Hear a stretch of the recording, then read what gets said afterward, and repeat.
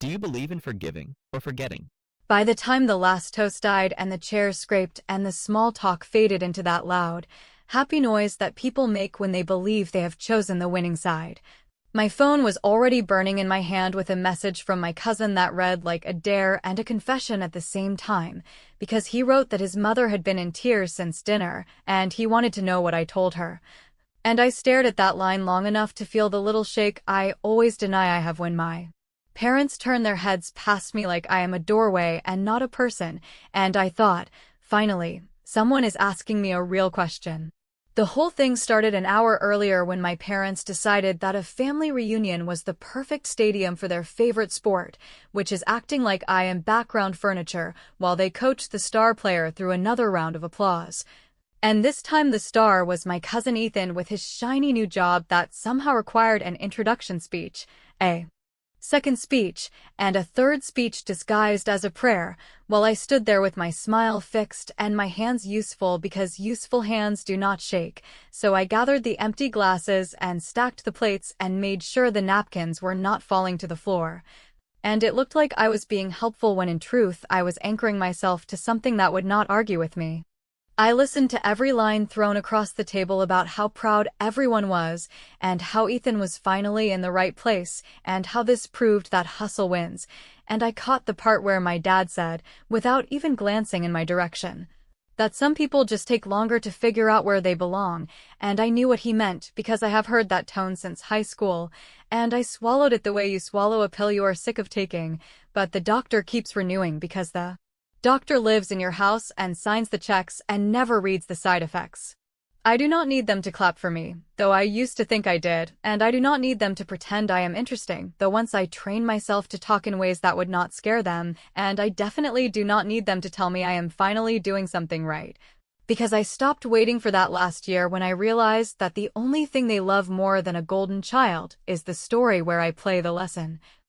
And I refused that role without an announcement, which is why I kept my voice calm and my feet steady and let the noise wash over me until it felt like distant traffic.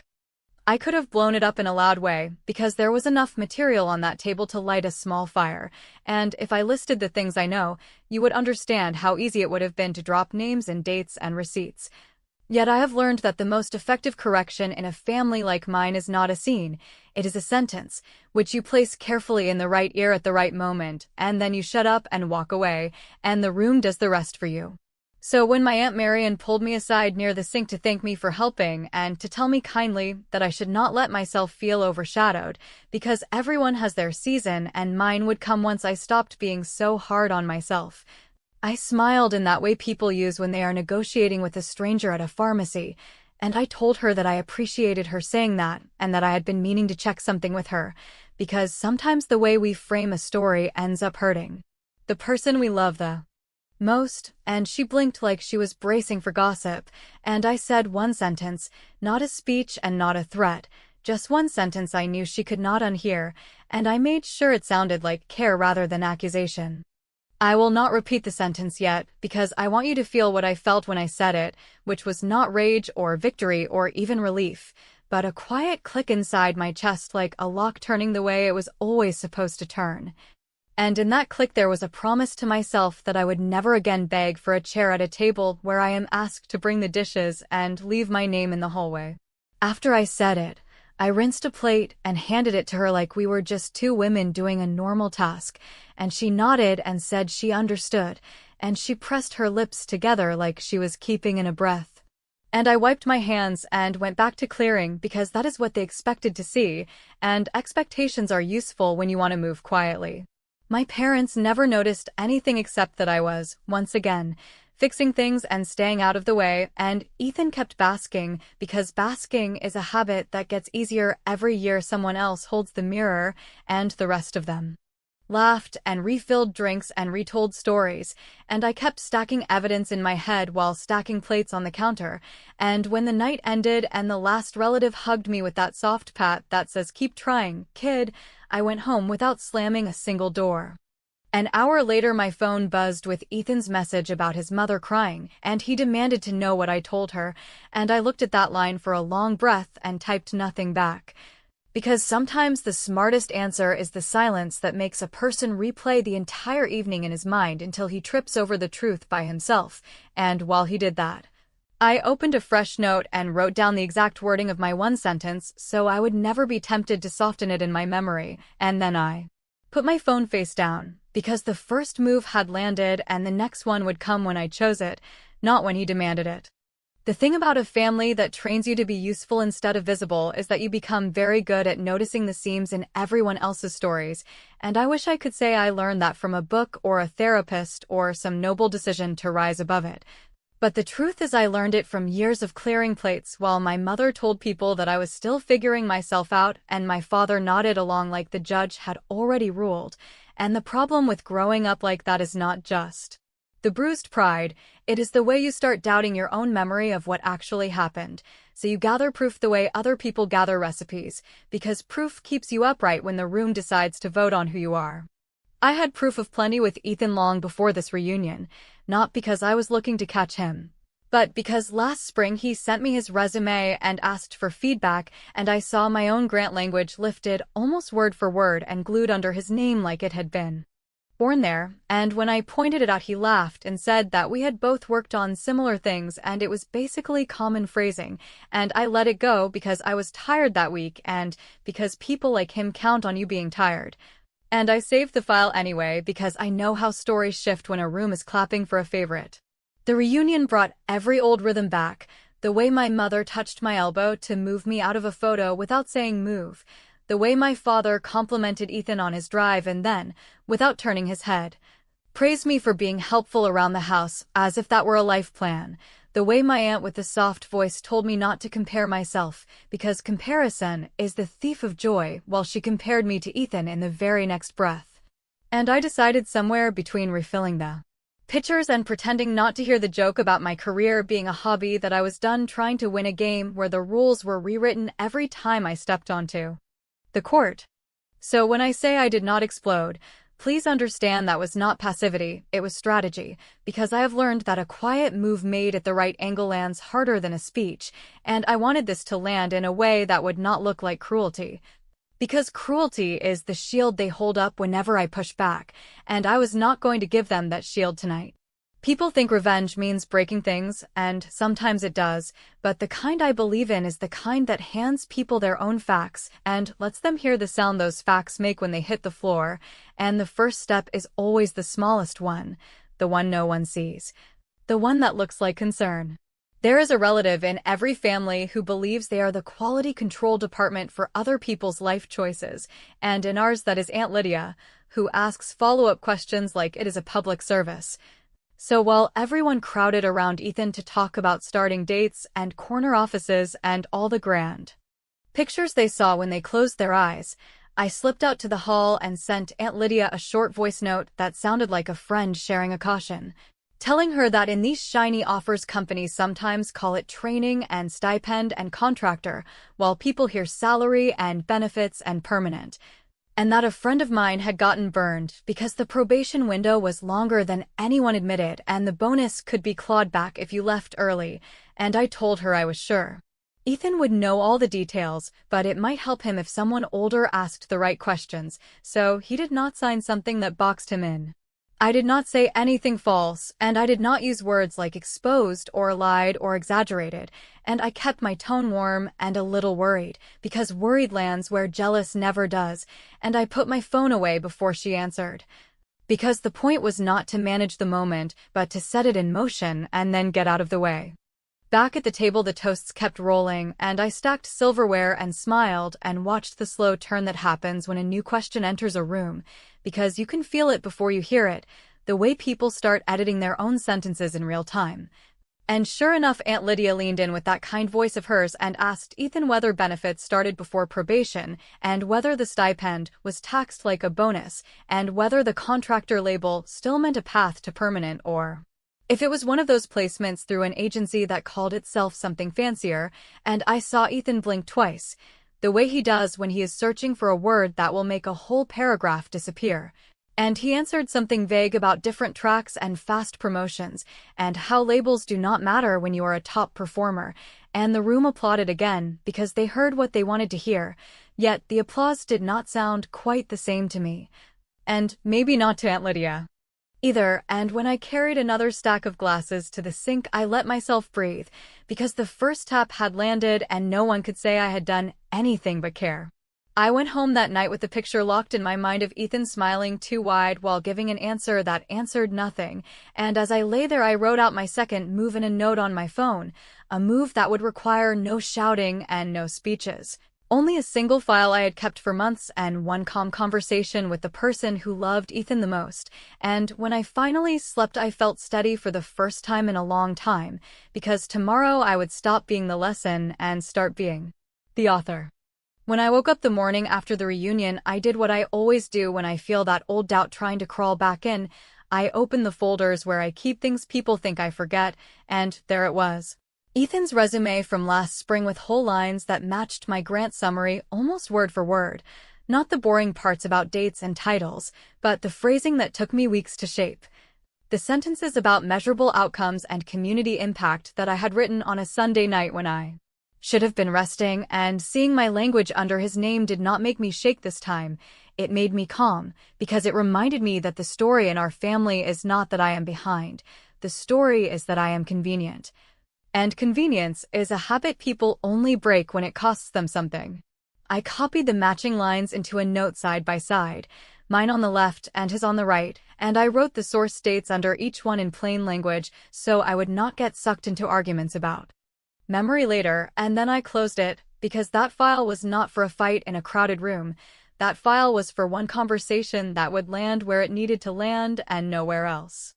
The next step was softer, and it started with a very friendly message to a woman I know from a volunteer project who now works in recruiting for the same national firm that feeds people into companies like the one Ethan is bragging about. And I told her I was helping a younger friend who was excited about a training cohort that might become permanent, and I asked for any public information that would help him avoid surprises. And she sent me a general brochure and a link to a public FAQ that spelled out a few things no one brags about at a family reunion, like the long probation window, the benefits delay, the clawback on signing stipends, and the part where contractor of record means you are not on the company payroll even if you sit in their meetings every day. I thanked her, and I did not ask anything private because I am not an idiot and I do not need gossip. I need facts that anyone can read. And then I did something that looked like kindness and felt like oxygen. I posted a sweet congratulations in the family group chat with a link to that public FAQ and a note that said I found this checklist really helpful for anyone starting in a training pathway. And I added a line about how I wish someone had warned my friend about the timing of benefits, because the months before they kicked in were rough, and I pressed send and put my phone face down, and I let the room do what rooms do. Within an hour, Aunt Lydia sent a heart and asked a question about whether a stipend is treated like a bonus for taxes, which was exactly the kind of question that looks harmless in print and feels like a screwdriver in person. And a couple of cousins threw in jokes about adulting and paperwork, and then my mother replied with a proud paragraph about how Ethan was not a trainee. He was chosen for a selective role that came with perks. And then Ethan chimed in to say labels did not matter because performance speaks for itself and fast tracks are fast for a reason. And I replied with a simple I am happy for you and a line that said check the section on probation because it explains the timing better than I can, and I left it alone. Later that afternoon, I sent Ethan a private message that was supportive on the surface and surgical underneath. I told him I had a template for negotiating the wording around non-compete and bonus clawback that might save him headaches. And I asked if he wanted me to send it before he signed anything, and he typed that he had already signed, which told me more than anything else he could have said. Because people who have already signed do not usually shout that loudly about the title unless they need everyone to freeze the story before details catch up. By evening the chat had gone quiet, which in my family means people were making calls off screen, and I used that silence to place one more small tile in the pattern. I dug up a short email Ethan sent me months ago asking me to review the resume. And I forwarded it back to him with a light note that said I was cleaning my inbox and found this old thread, and that he should probably update the file if he was going to share it around, because it still had the pasted language that triggered plagiarism flags in the grant portal when I tested it, which was true because I had actually tested it last year after he brushed me off. And I added that he might want to double-check with his new team because some companies run external writing through scanners now. And I ended with a smiley spelled out in words because I am not giving anyone a screenshot with an actual icon they can spin into a tone lecture. Then I sent one more message, not to Ethan, but to Aunt Marianne, a plain request for 10 minutes tomorrow because I wanted her advice on something work-related that intersects with family, and I used those exact words on purpose, and she wrote back almost immediately to say yes, please, morning is best, do not tell Ethan yet. And that was the moment I knew the door had opened, because when a mother says do not tell her son yet, she is ready to hear a sentence that hurts now to save him later. I printed the side-by-side note and set it next to my phone, and as I turned off the light I felt that steady click in my chest again, because the seed was not just planted, it had already taken root. I met Aunt Marian the next morning because she said morning was best, and I did not want to give anyone time to build a story around me before she heard mine. And I kept the tone straight and careful because if there is one thing I know it is that parents hear concern differently than they hear defense, and I needed her to hear me as a person trying to stop a mess from getting worse rather than a jealous cousin taking a swing. I started with the simple parts, the public FAQ about the training pathway, the long probation window that companies pretend is a small thing, the way a signing stipend gets clawed back if the placement ends early. The fact that contractor of record means you look permanent but you are not, and I told her I was saying this because I had watched a friend get hurt by these exact terms, and I did not want that for Ethan, and she nodded and asked a few direct questions. The kind that show you how a person listens, and her listening was steady and fair, which made it easier to keep going. I told her I was not here to argue about titles or to assign blame for the way last night played out, because that train has been running for years and I am done chasing it, but I wanted her to see two things that would matter in any office and in any family. And then I took the printed pages from my bag and set them between us. On one page there were the lines from my grant summary, the ones I wrote late on a Sunday when everyone else was relaxing, the ones about measurable outcomes and the way a small team can scale impact without burning itself out. And on the other page there were the same lines copied under Ethan's name in his resume, with the same structure and the same uncommon phrasing, and under each I had written the date in words, because dates tend to get slippery in conversations like this. And I told her I was not accusing anyone of a crime. I was stating a fact that any hiring manager with a search bar could confirm, and that if Ethan put this in front of a team that runs submissions through a checker, he would have a problem that could not be fixed with charm. She looked at the pages for a long time, and she did not rush to defend him, which told me she was not surprised by the idea that he sometimes borrows more than he credits, and I did not press her because people need a minute when they realize the shape of a thing they have been ignoring. I also told her that I had already sent the family chat a general checklist so the questions came from more than one direction, which means I could back away now and let the facts do their job. And I made it clear that I did not want a scene and I did not want to fight. I wanted this fixed before it turned into something bigger than a reunion story. Then I said the sentence I had saved for her and only her, and I said it quietly because volume gets remembered more than content, and I needed the content to land.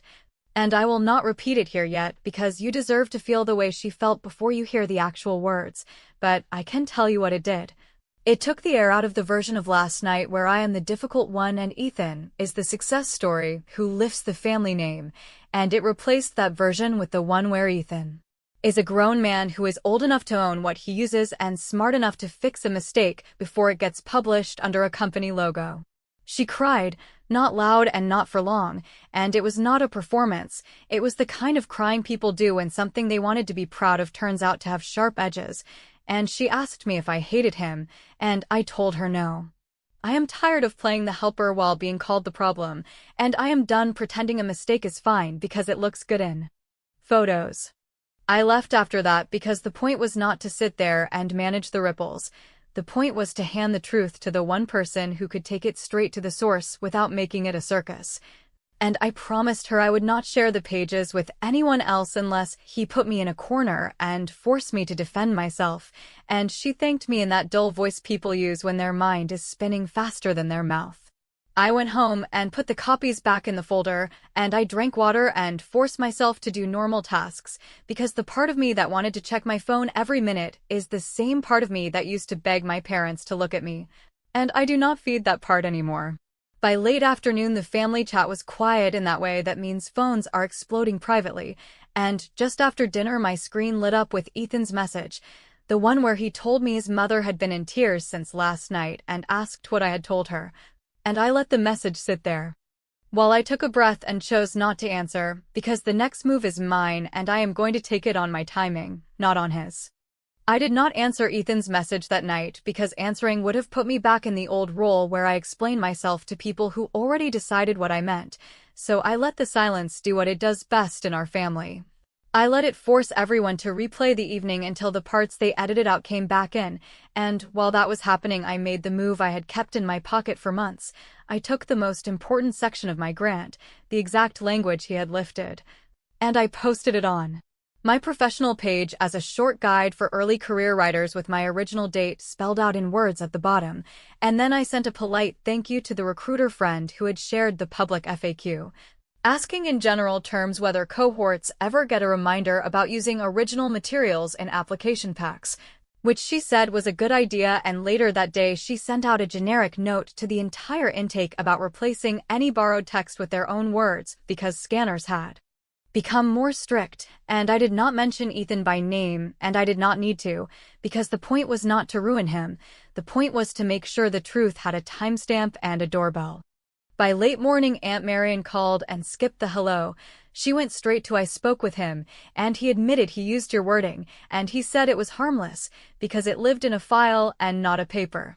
And then she said she was so angry at herself for not seeing how proud stories can make people lazy, and she asked what would fix it without turning it into a bonfire, and I told her the cleanest fix was simple and unglamorous. He replaces the resume with his own writing. He emails the recruiter to withdraw that document and attach a corrected one. He thanks them for the chance, and if he is unsure whether the new version still echoes mine, he slows down and waits around rather than gamble with a file that can follow him. And I promised I would not share the side-by-side pages unless I was dragged into a corner, and she thanked me in a way that sounded like the room was finally the right size. My mother called an hour later with that voice she uses when she wants to remind me who pays for holidays. She said I was undermining family and that I had made her sister cry, and I said no, I had prevented something worse than tears. And if she cared about Ethan's future as much as she said she did, then this was the least painful version of the truth he would ever get, and she said I should have come to her, and I said I did last spring, and you told me to be a team player. And she went quiet the way people go quiet when the tape plays back the exact line they hoped you forgot. Ethan called near dinner with the breathless energy of someone who just discovered that the story he told about himself has a paper trail. He started with anger and moved to volume and then to strategy. He asked me to send him the files and the timestamps so he could compare and make edits, and I told him I would email the side-by-side pages and a simple template that shows how to describe outcomes without lifting phrases. And before he could thank me, I added the condition that mattered to me, that he would post in the family chat a basic correction about the training status and the probation terms, and that my parents would stop using the line about me still figuring myself out. Because I am no longer applying for their approval, and I will not live under a story built to make their favorite look taller. And he said I was making demands at the worst time, and I said the worst time is exactly when people finally listen. And he hung up without agreeing, which used to scare me, but now only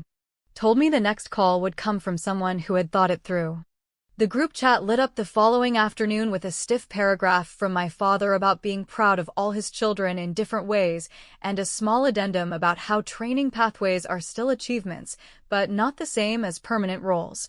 And then my mother attached a link to the writing guide I had posted and called it helpful for anyone applying to programs, which was the closest thing to a correction I was going to get, and it was enough, because the point was never to wring a perfect apology out of people who do not speak that language. The point was to shift the ground so the next time someone tries to push me into the background, the floor reminds them I am standing there. The recruiter note went out to the cohort the same day, and Ethan forwarded me a copy like it was proof that the world is unfair, and a week later, he sent a short message saying he had decided to step back and reapply in the next cycle with a clean slate.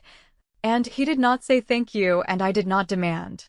it, because the result was the thank you. Aunt Marion texted me late that night to say she admired how I handled it and that she was sorry for not noticing sooner, and she asked me again what exactly I had said that made her cry, and, because you have come this far with me, you should know the sentence now. I told her he copied my grant text and your sister and my father knew last spring and asked me to let it slide, and that was it. That was the whole thing, one sentence placed gently where it could not be ignored.